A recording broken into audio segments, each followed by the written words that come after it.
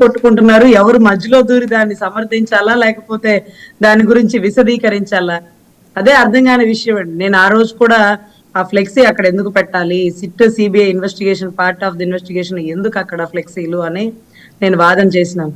ఇంత గొడవలు జరుగుతాయి అని నేను ఊహించాను. కానీ వీళ్ళు రెడ్ కార్పెట్ వేసి జగన్ గారికి వెల్కమ్ పార్టీ ఇచ్చారు. సరే ఇక్కడ అసలు ఆయన అలా తిడతాడా ఈయన ఎలా తిడతాడని వీళ్ళిద్దరు ఎవరు నిర్ధారించుకోవడానికి ఇక న్యాయస్థానాలు వద్దా మీకు?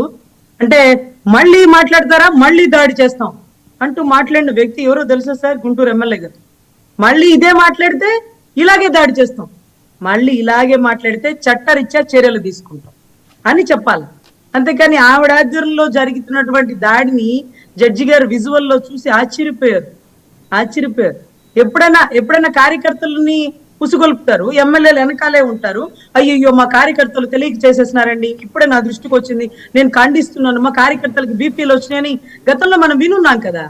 కానీ ఆ మాత్రం ఓపిక ఓర్పు కూడా లేకుండా మనమే ముందుకెళ్ళిపోయి, మనమే 10 అడుగులు ముందుకెళ్ళిపోయి, ఫర్ సపోజ్ ఇందాక సార్ చెప్పారు ఆ ఫ్లెక్సీ కట్టడం తప్పైతే కంప్లైంట్ ఇవ్వాలని. నేనేం చేసినాను, చక్కగా నల్లపాడు పిఎస్కి వెళ్ళి కంప్లైంట్ ఇచ్చాను, అది ఫ్లెక్సీ తప్పు సార్, అలా కొట్టుకు చేస్తున్నారు. మీరు కంప్లైంట్ ఇచ్చారా ముందుగానే దాని మీద?